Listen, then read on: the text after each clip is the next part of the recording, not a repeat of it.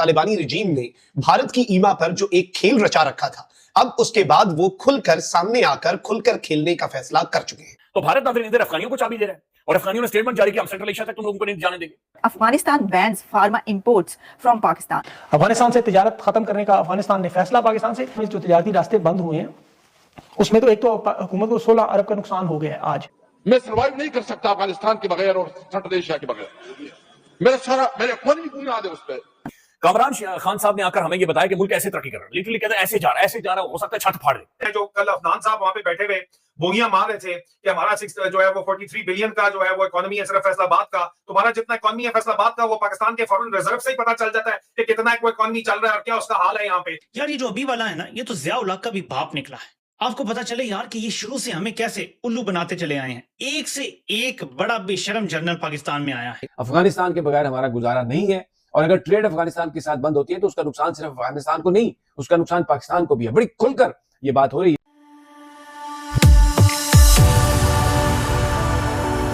जय हिंद दोस्तों, मेरे चैनल मोदी देश में आपका स्वागत है। दोस्तों इस वीडियो को लाइक शेयर और मेरे चैनल को सब्सक्राइब करना मत भूलेगा। तो दोस्तों भारत ने जो दिल्ली में धमाका हुआ उसे आतंकवादी घटना बोल दिया। मतलब ही आप ऑपरेशन सिंदूर 2.0 स्टार्ट हो गया।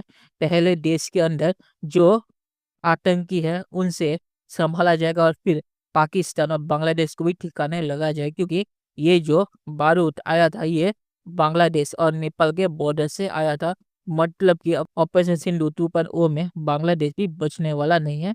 सिर्फ ये डिसाइड करना है कि पहले किसको ठिकाने लगा जाएगा, बांग्लादेश या पाकिस्तान। और उधर से तालिबान ने भी ऑपरेशन सिंदूर स्टार्ट कर दिया है और अपना जो ट्रेड था पाकिस्तान के साथ वो पूरा ब्लॉक कर दिया है। और अब पाकिस्तान का जो रूट था सेंट्रल एशिया तक उसे पूरा ब्लॉकेट कर दिया है। तो पाकिस्तान को दोनों तरफ से अब मार पड़ने वाली है। दोस्तों ये वीडियो बहुत ही मजेदार है, तो इसे पूरा जरूर देखेगा। तो चलिए और जैसा ना करके वीडियो देखते हैं।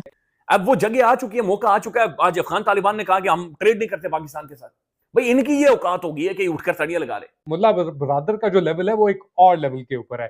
तो इन्होंने अब कहा है कि भाई अपने मुल्क की तिजारत के अंदर जो लोग तिजारती लोग हैं, ताजिर जो है, उनसे कहा है कि आप दीगर और ऑल्टरनेटिव रूट्स देखना शुरू करें, रास्ते ढूंढना शुरू करें पाकिस्तान से हटके। अब वो रास्ते अब उज़्बेकिस्तान के थ्रू हो सकते हैं, वो रास्ते तुर्कमेनिस्तान के थ्रू हो सकते हैं, वो रास्ते ईरान चाबहार के थ्रू हो सकते हैं।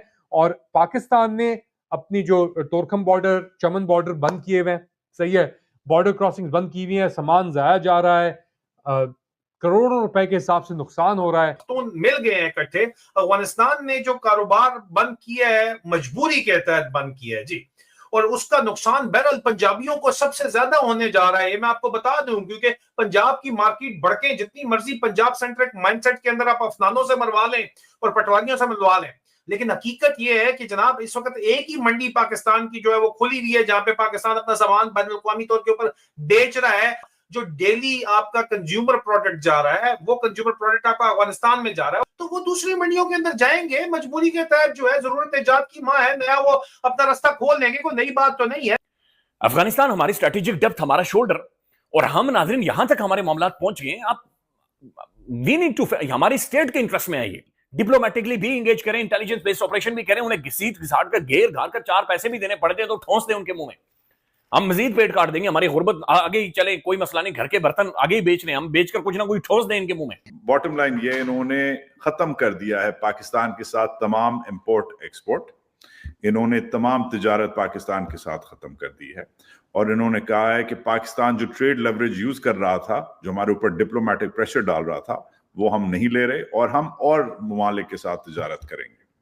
पाकिस्तान को बहुत बड़ा धचका इसलिए लगेगा क्योंकि पाकिस्तान सिर्फ अफगानिस्तान के साथ तिजारत नहीं करता, पाकिस्तान वस्ती एशिया, सेंट्रल एशिया के साथ भी ताजिकिस्तान, उज़्बेकिस्तान, किर्गिस्तान, काज़ाकिस्तान वगैरह के साथ भी तिजारत करता है। And that's why this is going to be problematic.